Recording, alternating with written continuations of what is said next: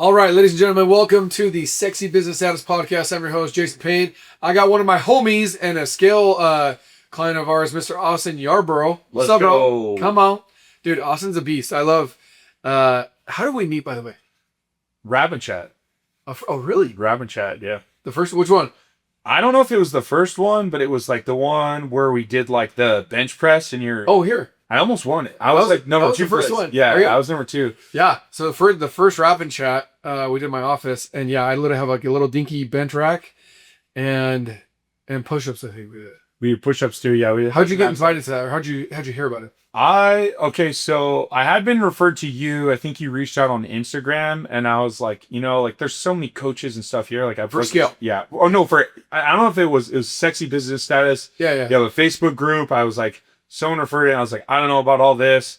And then I thought the Rap and Chat was cool because I'm like, there's something special. I've never heard about it. Sounds fun. 30 trucks rolling in. Yeah. And then like, I was like, I got decals on my truck. And then, I mean, fast forward, now the way my truck is wrapped and the color it's wrapped and the size of the logo is completely different than I had in my own mind because I went to these Rapid Chats. Like my marketing is way better. Yeah. Just from going to these things. Crazy, huh? So yeah. Love it, dude. That's awesome. Yeah, it's so my buddy Steve Valentine, shout out to Steve, he does like cars and coffee. He has a bunch of muscle cars and stuff like that. So you have these not necessarily older dudes, but dudes with the old Lambos and old C10s and all that crap. Going to these cars and coffee, thingies on Saturday mornings. I do religiously, and I'm like, dude, what about the blue collar guys? I'm like, where's our? We drive like, oh, well, I'm like, dude, we drive $100,000 trucks. Yeah, I mean, like, seriously, dude, give us some freaking credit. They're not $20,000 piece of crappers like with paint on them, right? Yeah, like 3-tone paint and different doors. But like, I literally was just like, I'm gonna create cars and coffee, but for blue collar guys. I'm like, what should we do? I was like, well, they're all wrapped. I was like, you want to wrap them, or you should wrap them, or they're all wrapped. And let's just talk. I'm like, and I don't drink coffee, so it wasn't like don't do coffee, but I was like, call it a Rapid Chat. Unique and special. And threw it out there. That was 2 weeks. I think I ran a couple ads to it, and like threw it out there like, hey, I'm gonna do Rapid Chat in 2 weeks. That was the first one. It felt like it was like well oiled too. There was lights, and I mean, I was just really impressed. I was like, dang, this is cool stuff. Like I had never ever heard of anyone doing something like that. And I mean, nobody does it. And blue collar. And these are like real dudes. Like that's one thing I liked about you is you attract these people. And I'm like, these are the young hustlers in this market. Like these are the people like Nate. Like I knew guys like TPG, Ricardo, Nate with Lagrange. Yep. Like I'd been introduced to some of these guys, but I hadn't like met them in person. And I was like, oh dude, I know you. And so like, it's like a watering hole of savages in the community. So it's funny you say people need coaching. We'll get into this in a second. This is not to promote scale, but Austin's in scale and just we're kind of feeding off of it. But the point of it being is, I've realized, especially since COVID, people want community. Totally. So a coaching program, you can do one-on-one coaching, which is fine, but like a lot of them don't even like. I've had people come like, I don't really want your coaching, or maybe not ready for your coaching because they're just starting, whatever. Yeah. But I want to be in your circle. I want to be in your networking group. I want to be, like I said, in that water. I like the watering hole, right? I want to be where all those dudes go and hang out and collaborate and get the same rooms and all that. And so that's like that's why part of the reason why I did scale. I'm like, dude, I was like, I did 8 figures in 4 years, no partners, no capital, no help. Just dude from Gilbert, Arizona. Didn't grow up with money, right? Normal middle class. Nothing. I wasn't rice and beans in a trailer park either, but I wasn't, Donald Trump's son either, right? So, but yeah, dude, I was, and I did that, and I'm like, what if I help these other guys that are trying to do it? Like, dude, why can't just show you the shortcuts? Exactly. Like, dude, like, turn left. No, turn left, but turn left in 0.2 miles, not right here. Because you turn left right here, it's going to cost you a little bit of money, take you some more time, a little heartache, right? But wait 0.2 miles, then turn left. Oh, cool. Thanks, man. I heard something the other day, and I actually was coaching on it myself, but it was like, it's sequencing. Because you could do the right things in the wrong order, like baking a cake. It's like flour, sugar, egg, bake, wrong product, right? But you do it in the right order, you get a cake. Or do everything except for the egg, and then you pull the cake out, and you put the egg on top. Exactly. Like, Everybody gets sick. It's so like everyone gets sick, right? And so the same with your business too. Is like you could be doing the right things in the wrong order. Like going to the gym at the end of your day versus the beginning of the day, which now opens up the end of your day to do something productive. And now your mind is sharp. You're sprinting by the time you hit the office. Yep. You've already achieved something. So it's like little tweaks like that. I think that like it may not even seem that impactful, but the sequencing and the little advice here and there, don't avoid that whole, or like we've hired a business development role since we've been in contact with you getting coached. We've hired a social media person. We've met so many good people around us. We've referred business. I mean, you and I have, done referrals already. So that's, I mean, and it's cool because my wife can come too. It's not like a lot of, I guess, coaching and stuff. It's like boys club. It's not. There's males and females. Some female business owners in here too. And I think even in roofing. Yeah. And then, so that's what I thought was really cool too, is that, like your wife may not be like directly in the business, but the community that you attract are like husband-wife duos. I mean, all of it. Yeah. So we have our couples mastermind dinner, right? So same thing. Like there are people, even just the other day, like that same one of them said, "Save my marriage," and I'm like, for real? I got this one. I'm like, for reals, bro? Yeah. He's like, yeah. He's like, we were like on the rocks. It was total shit. I didn't know what to do. She didn't want to come. We're fighting, right? So like, she sat over here, I sat over here. But like, we're married, but we're like this, Mm-hmm. And he's like, dude, something sparked in me to like go have a hard conversation. And he's like, you literally saved my marriage. I'm like, dude, that's what it's about, man. Because it's not just about making money, but like you make money, but you're fat. You make money, but you're addicted to cocaine and alcohol and drugs and you're making money, but you hate your marriage. You not hate your kid, but like, hate your wife, but you don't like being married and you're struggling in your marriage and you don't have connection with your kids and all those things. Like, what's the point of making money, bro? Yeah. Nobody talks about that. Very, very few coaches, right, talk about all those other things. So that's what this podcast is about, just so you know. Totally. Is like, dude, it's about becoming the best, like, man of God, you and your relationship with God, right? Become the best version of yourself, reaching your true potential. It's number one, right? In this order, always. And my buddy Brian North was on the podcast 2 weeks ago, and he literally said this verbatim on his own. He didn't know that was like my little 4 things. Yeah. Verbatim, he's like, you and God, then your spouse, then your kids, then your business. And I was like, finally, someone freaking gets it, right? Because I love Grant Cardone, one of the biggest contributors to my success in business, right? Love him. I may talk shit about him. I freaking love the dude. Has helped me tremendously. His business partner, Brandon Dawson, as well. Uncle GC. Uncle G. Let's go. Right? And Brandon Dawson's a goat too. He lives down the street. But the point of it being is they don't talk as much or at all about marriage or your kids or, working out, making yourself a priority, health and fitness, all that kind of stuff. And I'm like, dude, there's like 4 quadrants, right? Mm-hmm. And most people just talk about, I can make you more money, make you more money.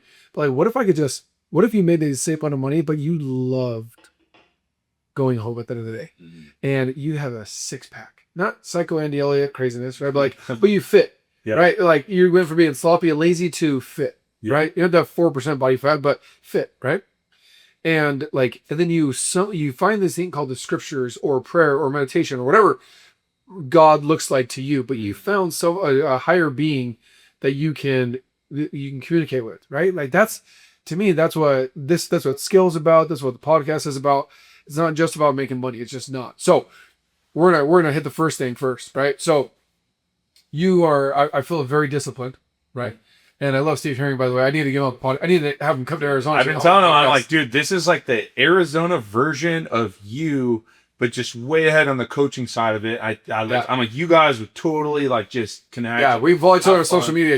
I love what he's doing. I need to fly out for the day and go work out over there with him. But so talk to me about your daily routine and how you didn't have one and then you created one and now it's like you're psycho about it because of the results you've gotten from it. What does that look like? Totally. I call it like I heard someone else talking about it in another video, but I think it was Alex Hormozy that I first heard about the ultimate day, right? Like your most fulfilling day. What does that look like? It means I wake up at 4:20 a.m. I snooze it for 8 minutes, kiss Lauren, and then I, get out up and I'm in the gym at 5 a.m., right? In the gym, 5 a.m. I'm there hour and a half. Come home, make breakfast, make coffee make breakfast and coffee for Lauren and I, have a great breakfast, And then I'm like ahead of my day. I then journal in my 5 minute like men's journal. I think journaling is so overlooked too. Why? Because I feel like it's a time of reflection to stop. Like it's always go, go, go, go, go. But like stop, be mindful, smell the roses. What are you like thankful for? Like Lauren is always number one. Like Lauren, I'm thankful for my marriage, or I'm thankful for something about Lauren. Sure. You know, number two, it's just like I recognize a lot of times it's more of like the support that like the community I'm around or the people that believe in me. And then number three, it's just like usually something else that happened in my life. And then there's like a quote. I don't know. I just feel like it's your soul can breathe a little bit and like appreciate, because as a business owner, all you really get are shit sandwiches sometimes. The more you go up and the team is bringing you problem, and you have to really like be disciplined and intentional about your thought process on positive things in your life. What's going well? Can I tell you something that's like, I had this breakthrough the other day? Sure. So I'm here complaining about my 30-minute commute to work, because from my house in Gilbert to Mesa, right? Complaining to Lauren. And I was talking to my friend and he was like, dude, like your worst day is better than someone's best day. And then I was like, holy cow. Oh, and you had to drive to work. No, not walk 30 minutes. Yeah. Drive my 2025 wrap pickup Silverado with air conditioning and Bluetooth and all and air conditioning seats. Right? Yeah. And then so I'm like, man, my life is so good that this is my biggest complaint right now. That's insane. You know, that's insane. And I was like, I need to start looking at the world a little bit differently. Like this is a gift to be able to complain about this. And most people don't get to do that. Yeah. So that's awesome. Yeah. Okay. So you wake up. I love journaling. I don't personally do it. I should. I actually just hit up my buddy Ty Bowman that does all the leather stuff. I was like, hey, I need like 8.5 by 11 like notebook out of leather so I can freehand journal. Yeah. You know, literally yesterday I DM'd him, but I think with the journaling and whatever it is, meditation, but like it, especially blue collar guys, right? Male, in our 20s, 30s, 40s, going 100 miles an hour on hundreds of milligrams of caffeine, going 100 miles an hour in our business, conquering the world. You have to make time and discipline yourself to sit and be quiet. Because the world will go 100 miles an hour with you. It'll match you. It'll say bet, right? It's like gas lit, whatever, all those fun words. Like the world will do that for you. Total. Right? So Dory, my COO, was in Europe about a month ago for like 3 or 4 weeks. And she's like, I could tell who the Americans were because they were glued to their phone. And I could tell who the Europeans were because they were sitting and enjoying their coffee. And they were sitting and talking with the person across from them with their coffee. And there's no rush. And us, it's like, Starbucks took 3 minutes to get my fucking coffee. Should have taken 90 seconds instead of 5 minutes. You guys suck. Here's a 1-star review. I need to get out of here. I got 90 seconds to get my coffee and get on the road. Right? Yeah. And that's like stereotypically, that's how we function. And that's what we've also been programmed, in my opinion, not going down that rabbit hole, but like to speed. Like I lived in Sedona in 2013 for a year. My uncle bought a roofing company, asked me to go up there and run it. I actually got engaged to Heidi and married that year. But so her and I lived in Sedona for the year of 2013. It was kind of cool. Yeah, totally random. It's beautiful out there. Oh, it's gotta go. Gorgeous. And Big G tours. Roofing up there, roofing up there is cheating. Like it might be like 190 to 105 in the summer, but it's like 60 at night. Doors open, door lock, amazing. But the point of it being is like, let's say we're at 10x, like on speed, like a speed, we're at 10x. Sedona's like a 4, maybe a 6, but not more than a 7. So I'm going from a 10x speed level down to Phoenix, and I got to go up there. Dude, I got my ass kicked for the first like 2 or 3 months because they're like, will you just talk slower? And I'm dead serious. Like everything's like in slow motion. You know, Audible, right? Like Audible, it's like press the like 1.8 or 2.0 to listen to it faster. Imagine if it was like 0.5 and it's like you're talking. That's how Sedona functions, right? All the bars close at 8 o'clock, 9 o'clock. Bashes close at 9 o'clock. The city is dead by 9 o'clock, except for I think McDonald's, right?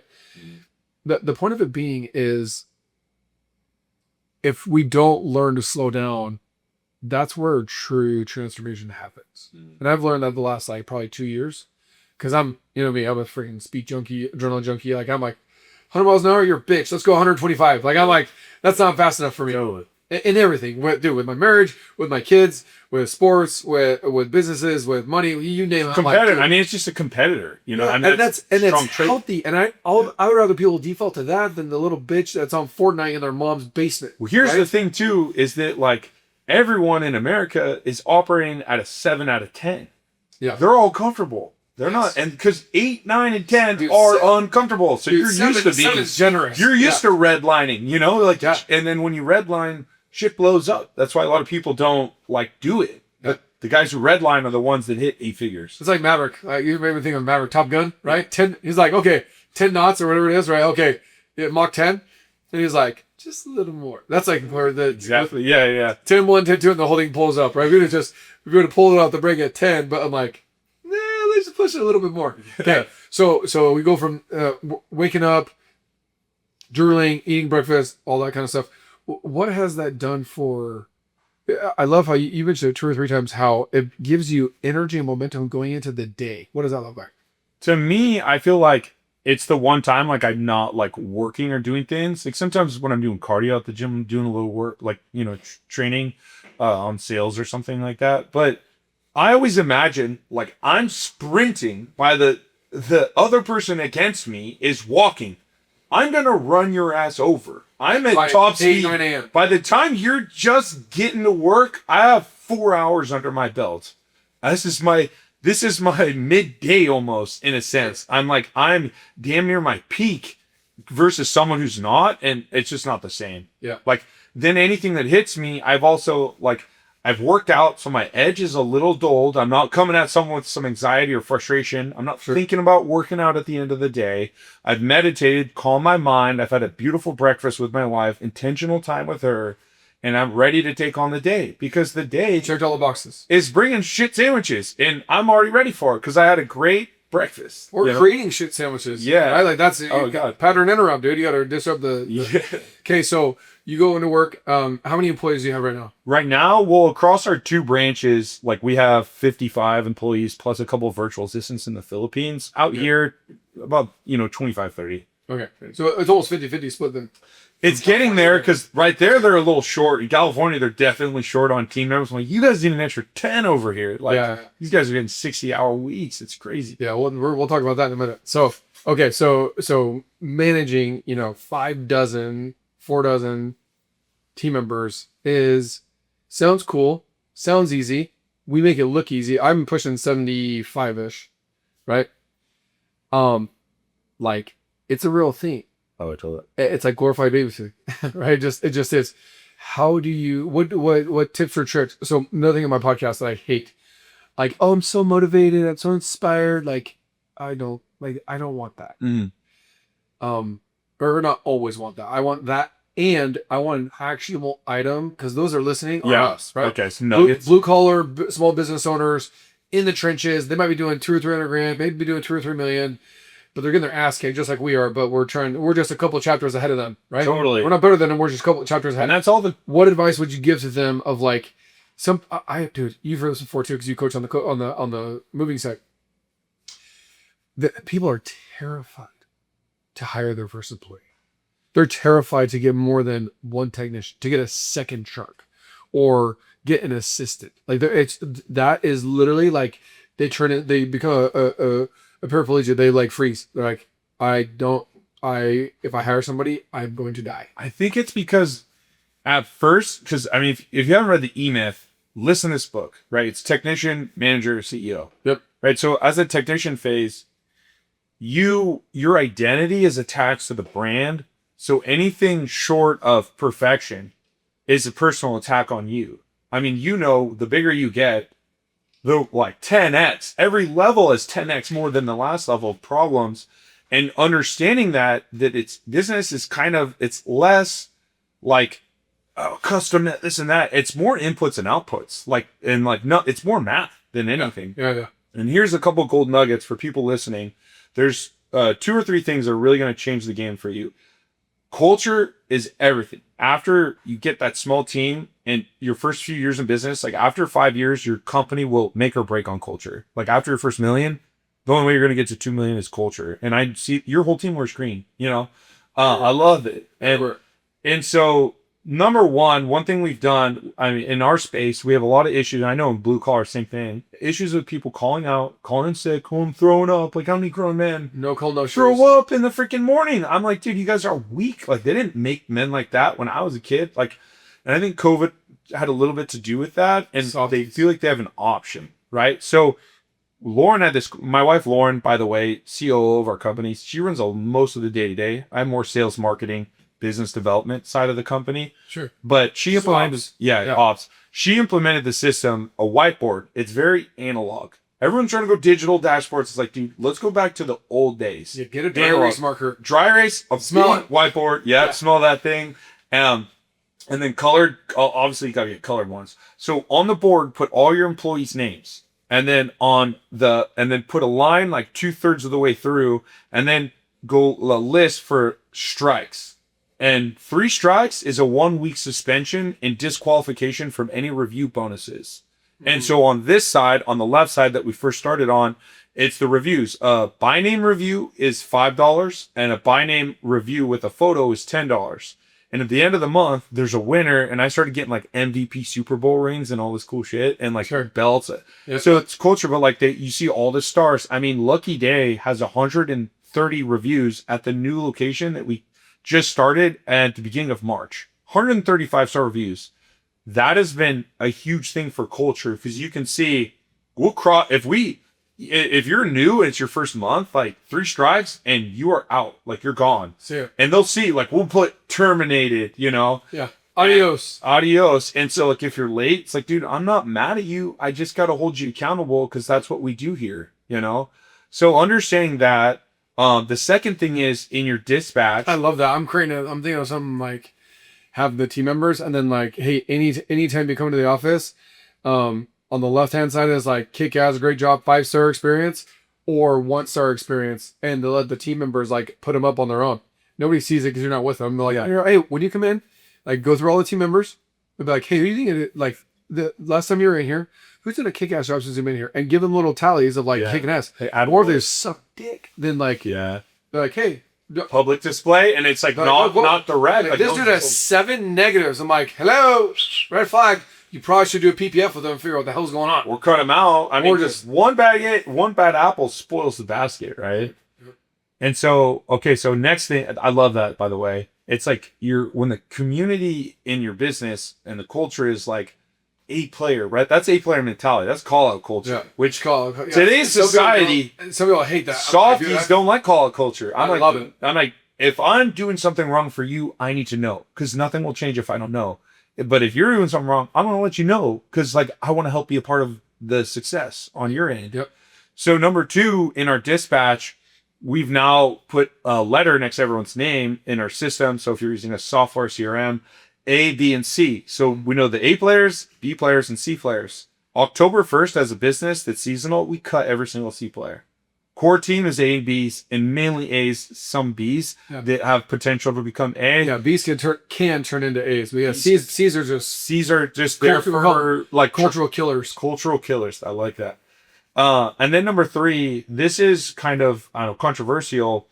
I'm not a giant fan on like core values of like trust, integrity, loyalty, all these things, because it's like when I acquired Pearson Moving, which is now Lucky Day Moving, which are rebranded, I noticed that this business was a complete reflection of the business owner, Kyle. So it's like organized here, but like they're kind of frugal in these other areas, and wasn't very loud. Like kind of like, hey, I'm better off, I'm okay like in the office and don't want to be in front of everyone, don't want to be the face of the company, don't want my number on the trucks. So it kind of made sense. And then I realized like, whoa, like if the business is a reflection of me, and I have my own core values, wouldn't I identify as like those are the blood? Like obviously you talk to your leadership team, but you're like, this is what my family belief system is. You are in my family. Let's all agree on this. And then that's how we hire people, because then you truly understand how people veer from the line. Like if you don't fit in with my family, I know immediately. It's not like, do you fit the integrity? I got to see you work for a month. It's like, dude, I don't like your energy. Yeah. It makes it so much more clear when you're hiring and firing. We've got another tip after this about group hiring, but like doing that, if you're trying to define your family core values, just ask yourself, what would people say about me at my funeral?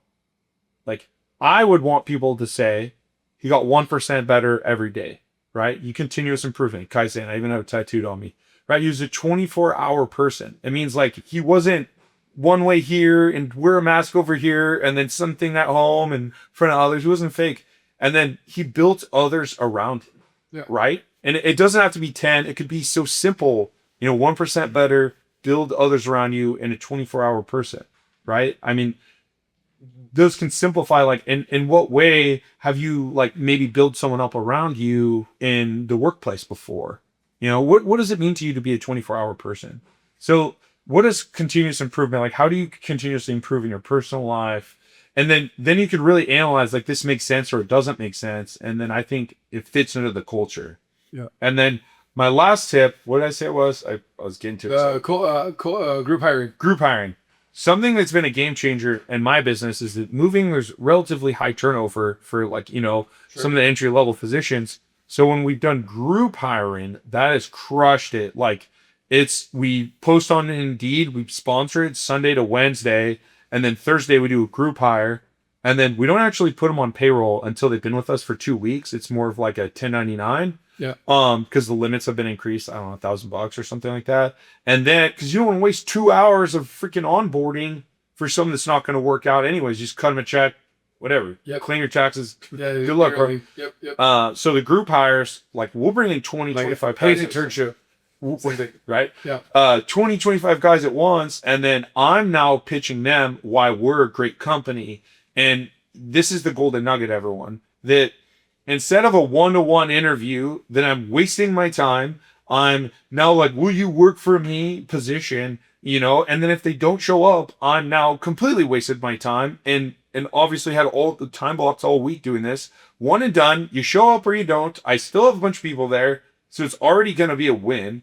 And then it goes from, like, can you work for me to, no, I'm selecting you, and you. So your position, your authority, your status as a business owner is elevated, which they're going to perform better for right out of the gate and take you more seriously and take the job more seriously. Yeah. Well, and there's a competitiveness too, right? When they're with other people, you can tell, like, who's the high energy guy, who's the shit talker, like, who's like the, oh, I'm the shit type guy. Yeah. You tell the one that's like sitting in the corner in the back by themselves.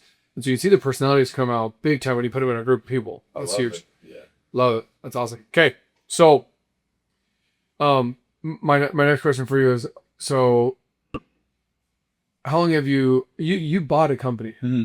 Yeah. Okay. So 99% of people in here have never bought a company. Yeah. They were a technician, HVAC, roofing, yeah, plumbing, whatever, right? Mm-hmm. And then they like started their own. Most people have never been part of an acquisition ever. Big or small, whether it was, a couple $100,000 or, a couple of million or eight, 9 figures. Mm-hmm. What, briefly walk them through of what that looks like, and not how hard it is, but like what that looks like, an opportunity that you saw and you took advantage of it. Mm-hmm. So this will kind of all tie in. So the last part of my alternate day after work is to walk my dogs and read 10 pages.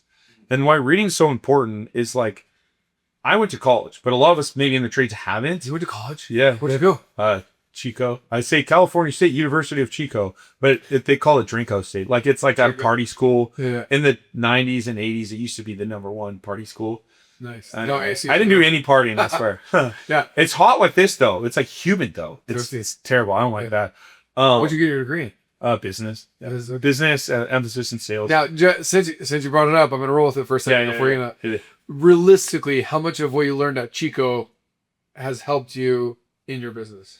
So percentage. I think so. It's, for me, I had a business in college, so I would ask questions, negotiation tactics, and things like it was super relative for me. So I was able to draw. You already had a business. Yeah, I think what college taught me is how to be resourceful and stick to deadlines. When you say you're going to do it, the last part of my core values: do what you say you're going to do. When you're going to do it. When you're going to do it. And so, like, I'm going to do this. Like, I told my team, I'm going to pick fucking weeds at the yard on Saturday before I flew back here. I was out there for 2 hours picking freaking weeds and cleaning up the yard because I was like, there's a standard at this company. And that Papa's going to show you what it looks like. Next time I come back, your ass is going to be out there too because I showed you how it's done. Well, there better not be any reason when I come back. Yeah, exactly. That's what I'm saying. Bro, like, oh shit, he's going to make me do that, you know? Okay, so you go to college. Yeah. And then... So go to college, and then, I mean, the thing is that whatever, I mean, right now, blue collar is the space. With all this AI and stuff like that, you can self-educate. So I think that, like, I've learned more after college, running my business, doing the thing. Here's the thing. People owned a business, were elevated in a corporate corporate company, and then they teach, you know, and so they're like, there's this time from when they were in it and the way the market is now, there's a gap of time that they may not even know decades of relevancy. I mean, like, I won't even trust a coach that doesn't operate in today's society, because you have to be doing the thing to know how to leverage AI, how to do all these things, the problems I have, the new problems I have, and what's next. Well, I have a buddy that I love him, super good dude, and he's older, he's retired, and he makes killer money. He's doing very well. But he would talk about how he was doing, oh yeah, in the 90s, and I was doing mortgages, and I'm like, not relevant, bro. Drop. Yeah. Like 90s, like, dude, I was 8 years old. You were not even born yet. 4 out of that. Yeah, you were a toddler, right? Yeah. So like the part with scale is like being relatable and like relevant. Like you're like, oh, back in 2005 when the crash hit in 2006, and I'm like, it's like, what? What the hell is it? Like the people like in the yellow fucking pages, like when you're flipping through, like that was your advertising. Like, your phone had a cord attached to it, bro. Yeah. Like, you know what I mean? It's like, you had to dial up. Yeah. Like, so I love that you say that, and that's I feel like a lot of people resonate with me with scale, is because I'm relatable. I still own not just one, not two, actually 3 businesses. Like I own a business now in 2026. So like, oh, remember this big thing that happened 90 days ago, 30 days ago, a year ago? Yeah. What did you do? How did you pivot? How did you move? How did you overcome this? AI, like AI wasn't around even 5 years ago. It wasn't around, or at least accessible to the public, right? Yeah. So it wasn't even a thing 5, 6, 7 years ago. But now it's like, dude, how do I use it to make me bigger, better, faster, stronger? Yeah. Right. But if you're like, well, I sold my business 5 years ago, like you couldn't even help me. Exactly. You're not even in the same. No idea. This is like the 4th revolution, you know? And so like people don't understand that. Like you're not going to get beat by AI. You're going to get beat by the motherfucker using AI right now. Yes. That's what's going to happen. It's like I'm an extension of my arm, right? Like I'm more powerful. I can do more. I mean, you know, when getting an assistant, it's just like next level. Dude, imagine an assistant plus AI plus your assistant as an AI. Imagine it, digital assistant, doesn't get sick, doesn't get hurt, doesn't ask for time off, doesn't have kids, doesn't any call them distractions, right? Not in a bad way, but like AI doesn't have those. Like your agents and your bots, like they don't have those things. So here's the thing. So my buddy Evan Ritchie, my coconut, he's super into AI, and he has call agents that are like, I saw like a 1%er club like Zoom. I was like, blew your brain. I feel I'm sure a lot of people listening, like I feel so far behind on the AI stuff. Like I use it more than 95% of people. But here's the thing. You still need to do the work. Yeah. I didn't tell Eddie, Evan, I was like, dude, you're freaking, like, you're a badass. And even then he's like, yeah, but you still have to do it. Yeah. Right. It's like the part of like, especially blue collar, like they're not going to get in the van and then go clean the carpets. You still need to do it. AI, even when we were talking about scheduling and dispatching yesterday with Dory, we're working on a system to where we'll have a software integrate with our CRM to make follow-up more streamlined and more digital and more consistent. All these things, making us like it can save me $3 million in 1 year. That's crazy. Or make me additional $3 million. What this one agency for $36,000, $30,000 a month. I did this easy, simple, not even like bougie math. Yes. Simple, basic math. Minimum, it'll generate me another $3 million that I already bid this year that I did close. That's going to help me close. It could do as much as 10 million in additional revenue. That's wild. But like, it's not a matter of, it makes you more efficient. It doesn't replace the person. It just makes the person more efficient. So does that make sense? Brad Lee was speaking once at an event I was at, and he was talking about major actions and minor actions. Minor actions are the shit that AI should do for you. Major actions close into the deal, doing the thing should be what you do. And so you spend more time doing major actions, your income goes up, and you're not doing the minor shit anymore. Then you pay for the minor shit to be ran. Right. You know? Right. Focus on things that need to move the needle. That'd be one of my biggest notes. I always say, wait. I'm like, I look at people, oh, I'm so busy, like blue collar guys, right? Yeah. 1 to 3 million. They're like, dude, I'm so exhausted. I burn out. I'm working 80-hour weeks. And I'll literally, I'm like, dude, let me ride with you for a day. And I'm like, you wasted 6 hours today. Like you worked 12 hours, 6 hours. You did nothing in those 6. You did doing the needle. So 6 hours, let's say you work 6 days a week, 36 hours in 1 week times 4 weeks, 130 hours a month. Times 50 or times 12, right? You're losing a month of the year. You'll pass. You're losing. You're only working. It's crazy because you feel like you're working 13 out of 12 months. Yeah. You're only working 11 out of the 12 because one of them you're just doing bullshit. Yeah, all day. Like we had our GM. If it doesn't move the needle, don't fucking do it. Our GM yesterday ran to the fucking store to get like binders for the trucks. Lauren's like, I don't know what the hell he's doing. He's like, I told him, order that shit on Amazon. Like, I literally but it costs $7 in delivery fees. I'm like, oh, bro, like, I won't even go to do shit. Here's my route. I stay in it. And then I'm like, fuck, some shit just doesn't get done. You know, like, UPS sit in my fucking truck for a month. It's like, I'm getting my shit done. Like, I'm moving needles.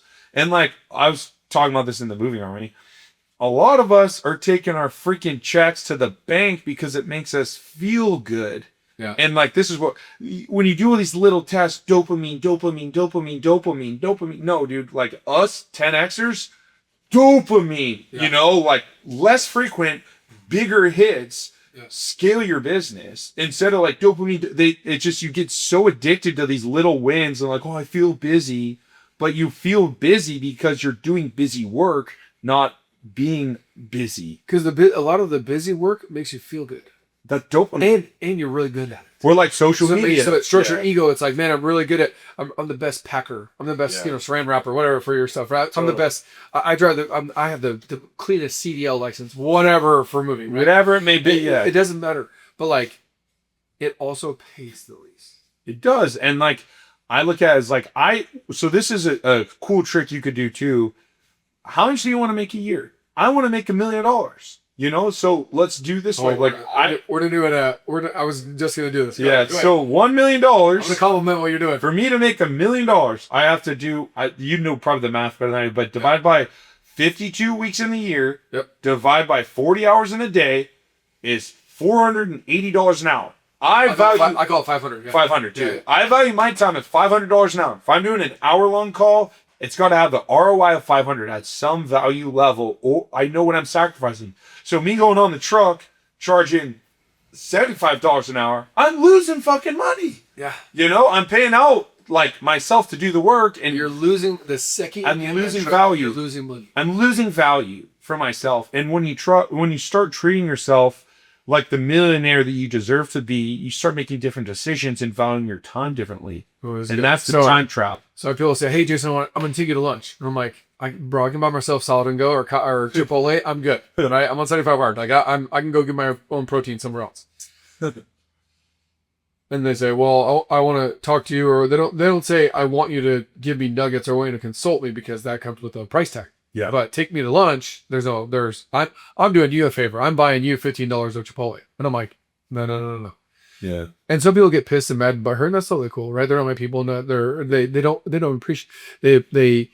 appreciate value, so they want your time, but time is money. They don't appreciate time, so therefore they don't appreciate you, and your time. So I call this the 520 rule, or the 2,500 rule.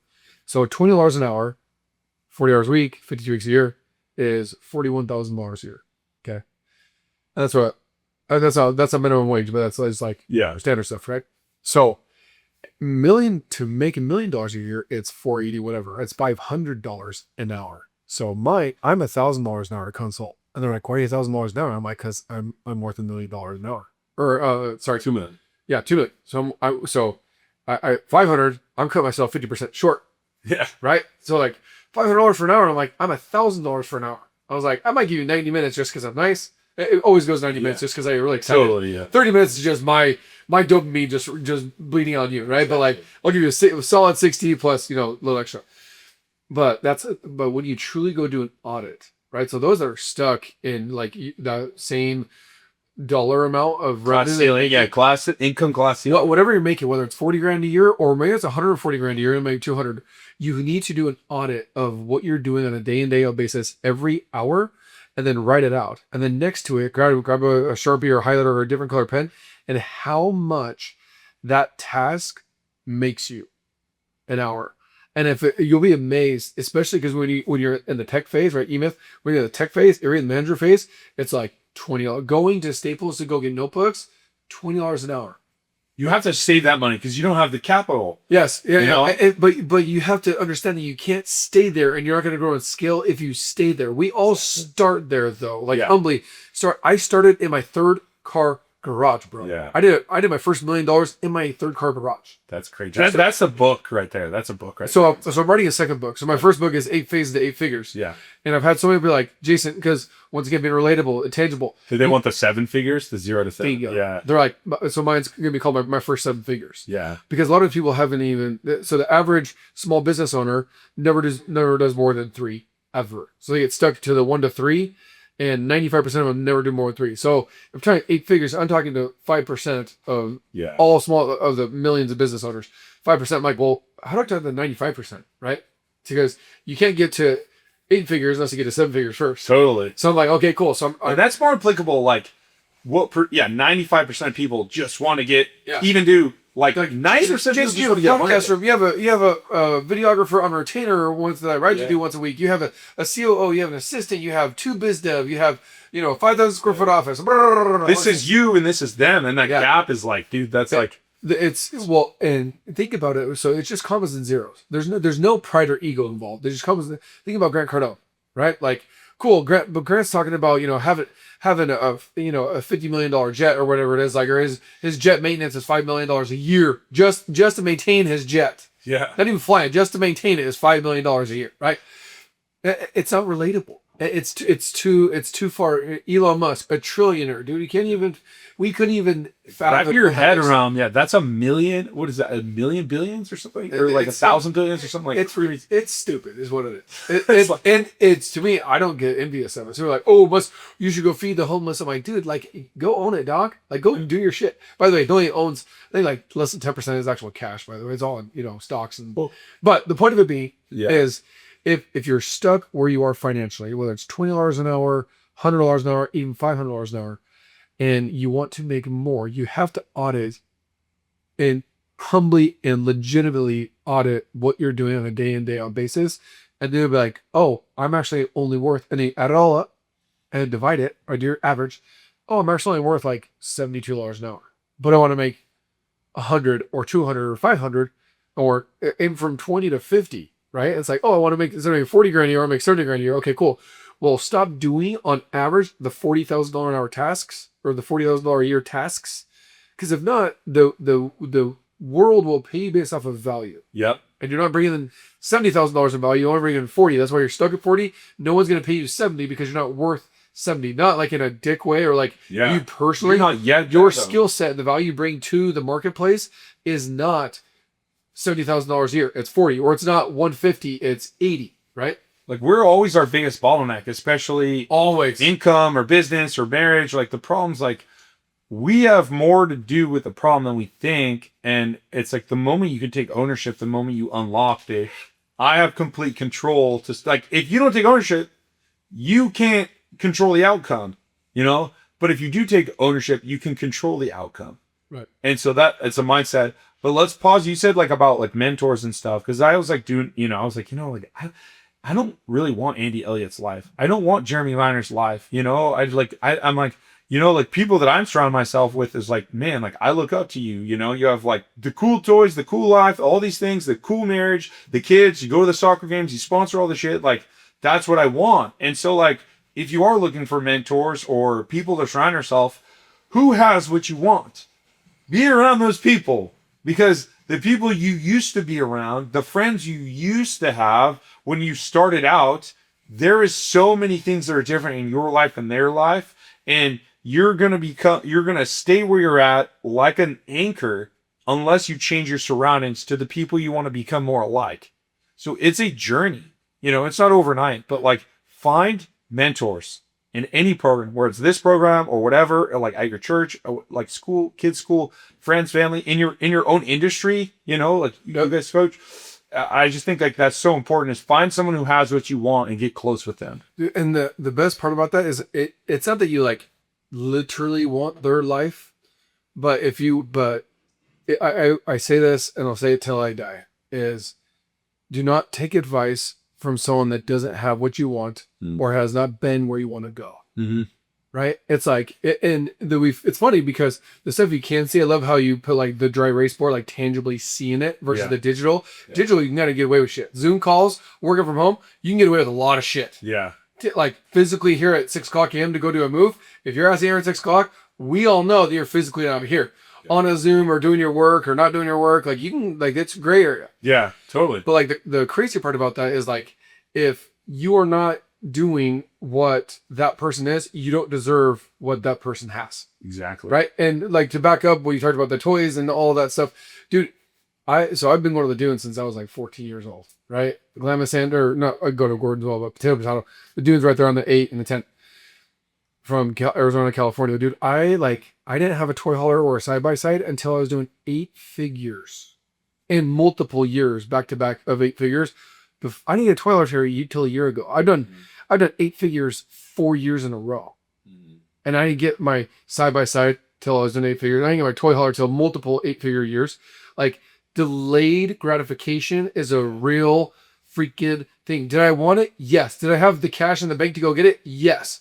But the second I buy it, I know it's what's called a depreciating asset. Man, the second I buy it, that shit, like, I bought a brand new side-by-side. It was like 60 grand with all the upgrades and stuff. From right now, 60 grand off the lot, brand spanking new, not a scratch to it, not a minute on it. Yeah. Get it the second I put it on my flatbed, it's worth like 40. It just is. And I have to be okay with that. And my toy hauler, bought a toy hauler, $100,000 toy hauler. Bought it, second it goes out the lot, I might get 90 the next day. Yeah. It'll be a day old, and I want my so knowing that, is it going to move the needle in my business?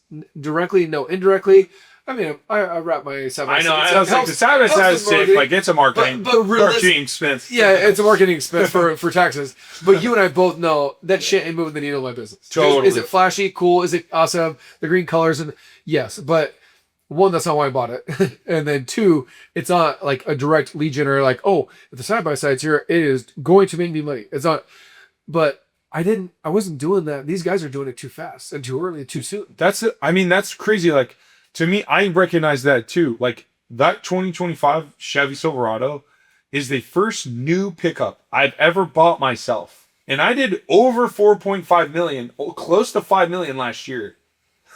Think about that. Then you got your first new truck. You know, think about that. Yeah. My first, and it's a work truck. My first, and honestly, it was like 42K. I have been making more money this year in my coaching, and I did definitely want to talk to you about it. The Dream Truck 2500 GMC Denali. Go get it, bro. Go get it. Like that bitch. Within my reach. You know, so, but like, it's there, dog. Here's the thing. The dealership is 4 miles away that way. I have a contact. I'll hook you up afterwards. So, like, this is the thing, is that we are buying shit until you're at $2 million. You don't fucking deserve the Dream Truck. Just saying. No, dude, that's in my opinion. I think it's, even then I still think it's like mega low. Look, I mean, it's a hard truth. It's like, accept it, bro. It's like a $1,500 truck month payment. Like, go buy your first fucking house, dog.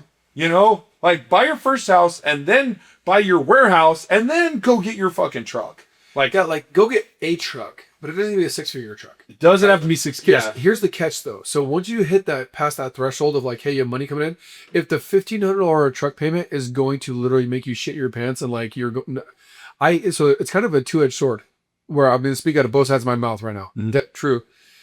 I kind of believe that like you should get like the basic truck and pay cash for it. It should be a little, not a clunker, but a $40,000 one, right? Nothing crazy. Or like, even like in the beginning, like my first, like I drove a $4,500 pickup.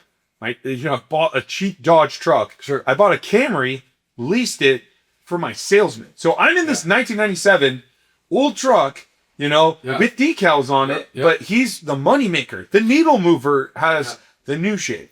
And so like, I think that like, if it moves the needle, it's a good investment. So the other part too, and I realized this too, because I have GMC Canyons. Yeah. Right? All my cells, Yeah. guys. GMC, that's it's something. But it's a GMC one, but it's a Canyon. It's not like a micro machine. Yeah. And then you see my truck that I pull up in, right? 37s. And you know, it's crazy. I pull up in Canyons randomly to biz dev stuff, or I get my truck worked on, so I drive one for a day or a week or a month. I never get compliments. I might get compliments about the wrap, but never about the truck itself. On the Canyons? On the Canyons. Yeah. And then I show up in a 3/4 ton, big ass $100,000 truck. That's $1,800 a month. And I get compliments every single day. Every single day. Multiple times a day. I had one this morning come back to the gym. This dude literally is like this. The entire 90 seconds at the red light, like this. Val Vista in LA, true story. We're going southbound. Val Vista in LA. I'm the number 1 lane. He's number 2. He's driving a whatever truck with a little landscaping trailer. And this dude is like this. Looking at my truck. The point of it being, that's a different marketing piece there. But the point of it being is, I love people that have payments. And the reason why I say that is because you have payments, you have to hustle at it. Yeah. People that pay cash for everything, if they don't make a lot of money that month, like everything's paid off cash, I don't care. Like nothing, I'm not gonna die. You're comfortable. That's the 7, right? You're comfortable. 7. You're comfortable, yeah. But like, dude, like I interviewed a sales rep just a little bit ago. He's like, I need $70,000 a year to live. I was like, oh, so you need to make like 140. He's like, no, I need to make like 80. And I'm like, no.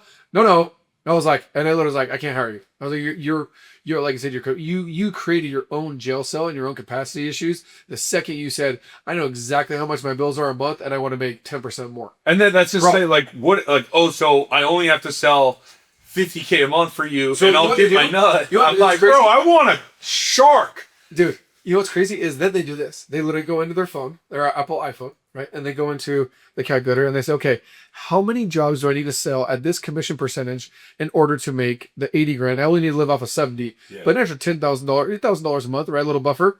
So $82,000 divided by X number of my percentage. Yeah.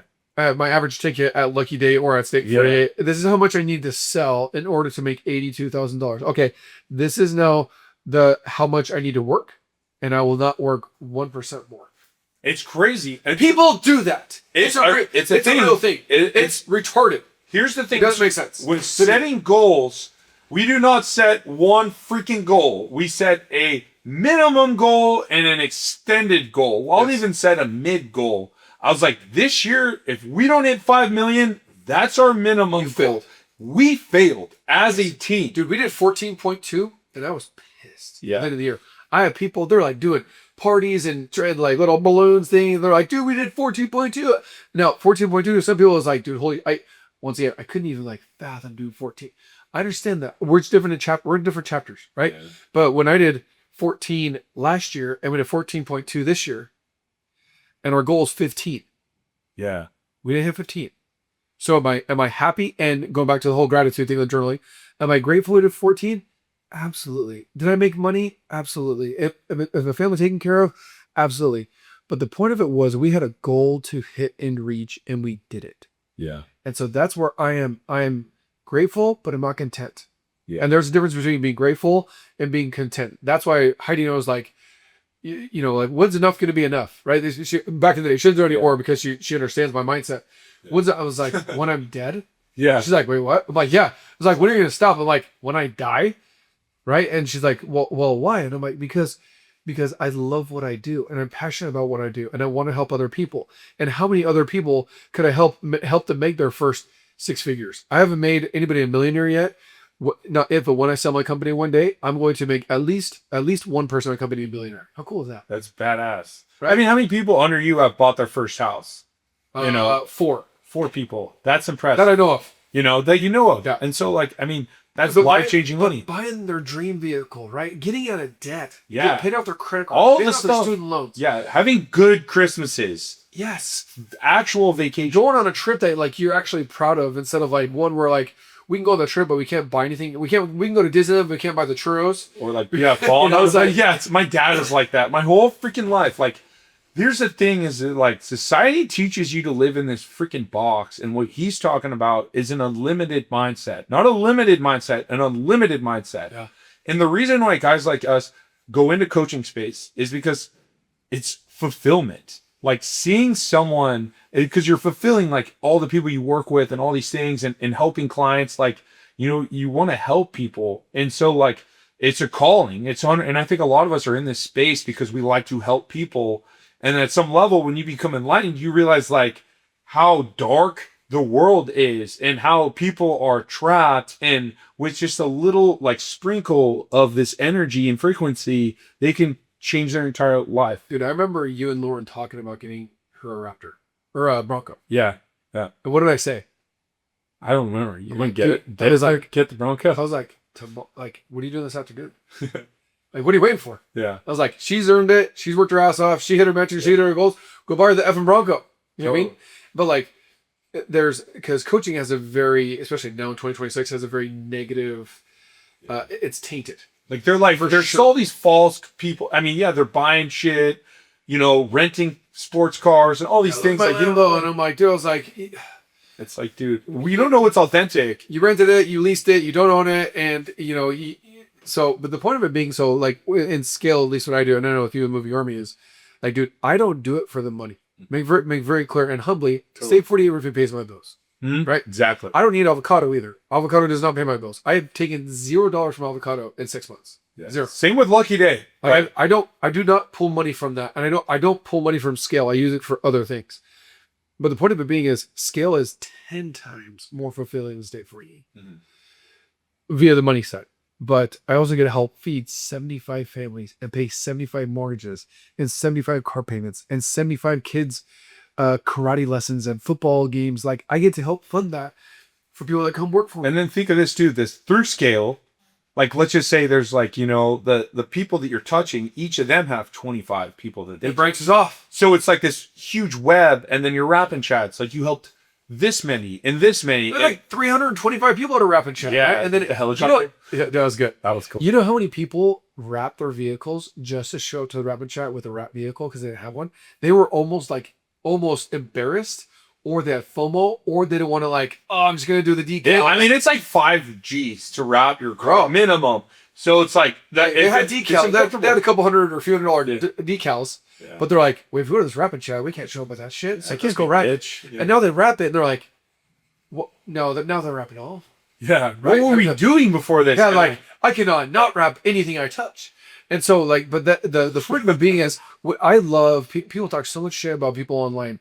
If you understood the scrutiny and the bullshit that these dudes that go through online, from the Greg Cardones to the Dan Martells to the Hermosis to Andy Elliott's to Carlos Reyes to Bradley to Keaton Hoskins, yeah, they get so much shit, but they're willing to put themselves and their businesses and their lives online, and they're willing to overcome that. Dude, I love those guys because they're inspirational to me. They're inspiring to me to go get it. Yeah, like, they're dogs, and I appreciate. And some of them are fake, and some of them are full of shit. Make that very clear, right? So you got to do your due diligence. But the point of it being is, like, being in a coaching program or a mastermind or a mentorship helps you level up. It just does, especially if you're in the right room in the right group. You're seeing it right now. You see Chandler Jensen that's in our group. Right? Yeah, you see. Look at him. His whole body is changing. Like, literally before our eyes. Entire, right? It's like a metamorphosis. And before that, he wasn't like a piece of shit, and he wasn't like a bad person or anything. He just wasn't nobody was pushing him to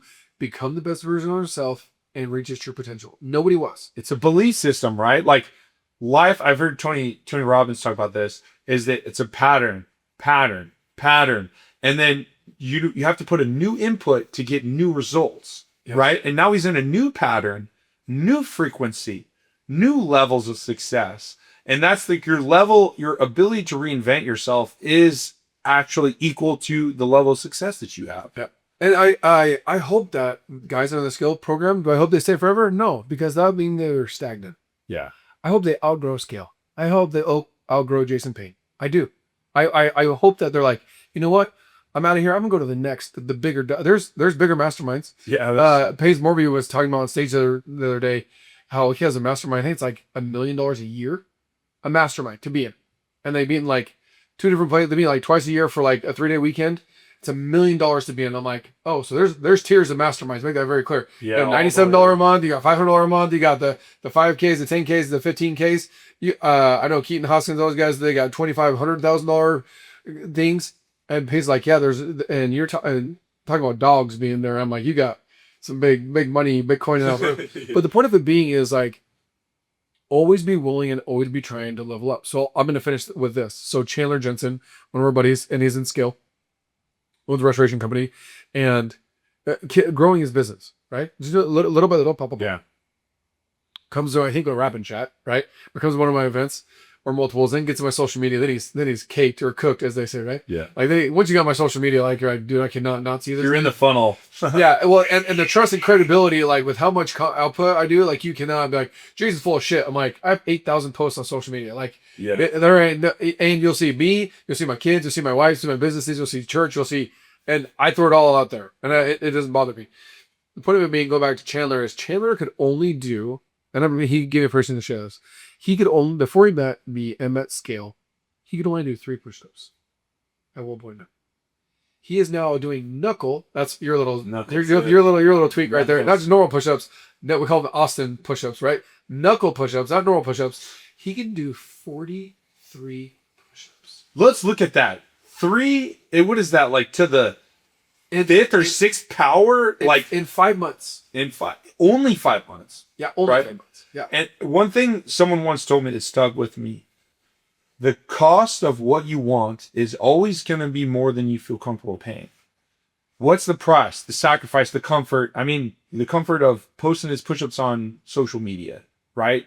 Of being vulnerable, of taking the investment, making the investment, buying the next truck, wrapping the truck, taking the leap into marriage or proposing, like all levels, like it starting a family. Between 7 and 10 is uncomfortable. You gotta know that. It's uncomfortable to pay for things, right? Yeah. But like, if you commit, like, I know that if my belief is so unshakable, there is no way I can fail in life. There is not. Like, I may have a short-term setback, but you'll never fail. Yeah. You'll never fail. I always tell Heidi, because like we've gone through some rough patches, like psycho rough patches. Like we almost got divorced 3 years ago. Like no joke. Like I was looking at apartments. Like we were done. Yeah, 5 kids. And I was like, because I made bad choice. I went into the wrong circle. Yep. I got around the wrong group of friends, like in high school. Like the dudes that are doing weeds and doing cocaine and drugs and all that. Yeah. The bad stuff. In high school, like that happens as 25 and 30 and 35 and 40-year-olds, right? It's just not out of high school with a backpack, right? Yeah. It is a real thing. There are bad circles that you can get into, right? So pay attention. Everywhere. But I always talk, I said, failure is inevitable. Quitting is a choice. When you quit, you are not admitting failure. You are choosing to stop X, right? I'm not going to be in a mastermind anymore. I'm choosing to stop. Oh, hey, I failed. I didn't show up. I didn't implement what I learned, but I'm still paying. I'm still going. I'm not doing that stuff. But I like you're tripping and falling and stumbling, but you didn't say, I'm done, right? David Goggins, talk about SEAL Week, right? Where they go and they hang up, is it their helmets or whatever it is, where they go drop their stuff? When they're done, they ring the bell and they go put their helmets, and like that means like when you fail, when they're holding the boats, they're doing whatever they're supposed to do 100 push-ups, only do 89, and they fail. That's one thing. When they take the helmet off and they go put it in that line and they ring that bell, that is quitting. That is not failure, because failure is a temporary, like positioning. Yeah, it's a temporary state of life or state of mind. Quitting is an intentional choice that you make to stop doing X. Your marriage. I'm getting divorced. I am done. Not.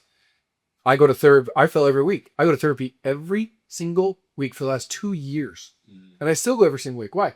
Bro, I got a lot of shit to work on. Like, I make a lot of moves really fast. And I'm not the smartest tool in the shed. Sharpest. See, I can't even say that. I don't even think sharpest. No, I'm not the smartest tool in the shed, nor am I the sharpest tool in the shed, right?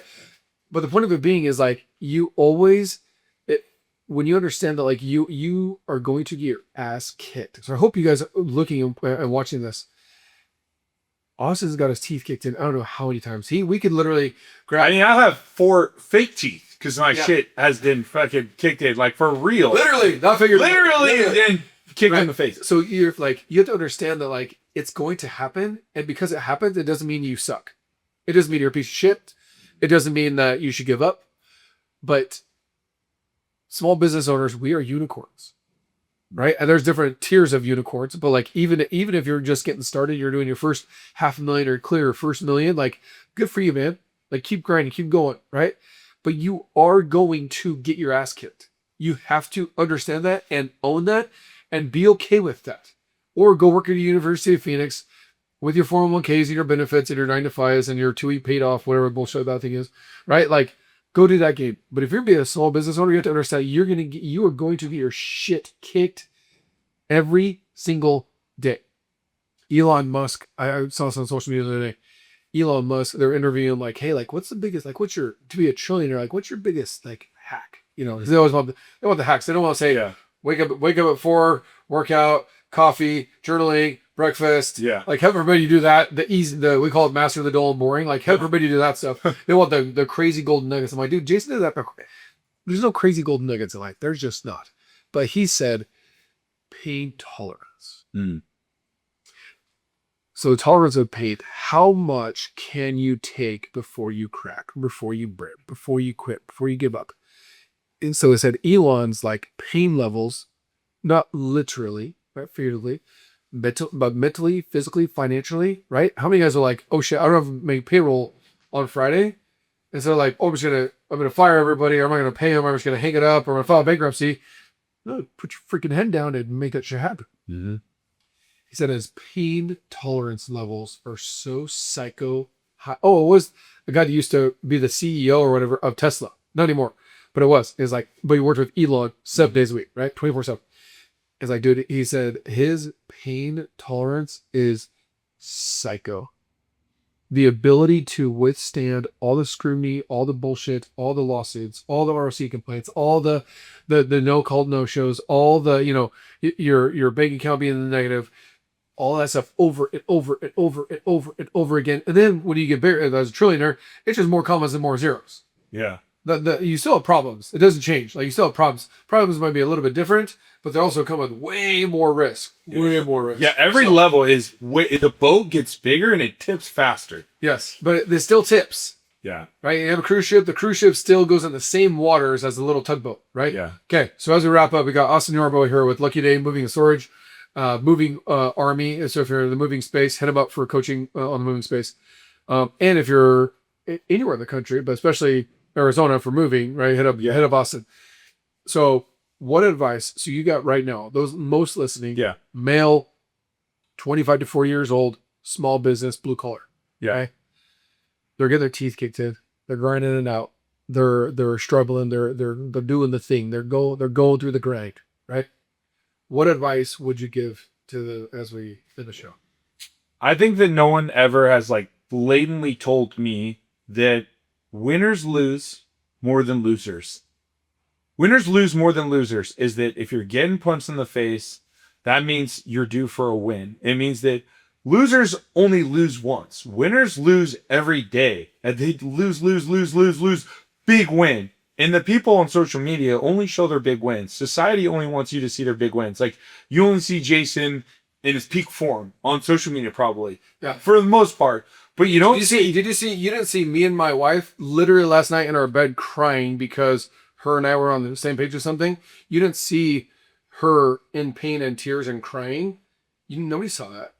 Right? Nothing. You saw me working out with my son this morning, getting ripped, right? Yeah. Or sold a $100,000 roof. True story. Yeah. This week, right? We sold 2 of them. That was kind of cool. But like we only post, or we only want people to see the good things in life and good things in business, not the bad things. Exactly. And so like that's the thing, is that you just got to get comfortable losing, because enough losses and enough trial and error, you'll win. And that's why you and I connect over Grant Cardone, is that if you do massive action, you are bound to lose many times, but the success that you hit and that you strike gold on a few things will launch you to the next level. It will be so worth it. But just know that like there is a shining light, and know deep down why you do this thing. You know, like I do this to be the coach of my kids' soccer game, to take them on the vacations, to be able to go to a steak dinner and not look at the price, to order the fucking ribeye that I actually want, or the New York, or filet mignon, or whatever I want. Like I do not want money. I was born in a limited mindset where it's like, we don't go out to dinner. I'd never been in a 5-star restaurant with white tablecloths until I worked at one as a freaking busser. It's like, I didn't get here. And my dad told me when I was a kid, I'll never forget this. If you want to be at the top, you're going to crawl and scrape your way up there. And like, know that like, it is a grind. It's going to be hard. But if you take on this new level of yourself and this belief is extremely clear, and you get around the right people, you will 100% achieve your goals. There's nothing in the world that can stop you but you. So keep going, keep trying, and never give up. Awesome. How can they find you on social media? Yeah, if you guys want to follow me on social media, I'm mainly on Instagram, official Austin Yarborough. Just type in official Austin, I'll probably pop up. I'm in the moving space, but you know, like guys like us, I mean, business is business, sales is sales, you know, operations is operations. Like, moving is actually the smallest thing that I do. It's not what I do or how I define myself. A lot of us define ourselves by what we do. And I think we need to reframe ourselves on that you are an entrepreneur. That's your identity, but what you do is not who you are. You know, you're a father, It's funny you said it. Like, my Instagram handle says Jason the Roofer, but I'm like, first of all, I'm a man of God, and then I'm a spouse, I'm a dad, then I'm a business owner. I'm not even a roofer. It says Jason the Roofer. It's like, bro, I don't do roofs. Yeah. Like, I literally I don't put roofs on. I've never put a roof on. Ever. We've done 10,000 jobs in 7 years. I've never done one. That's crazy.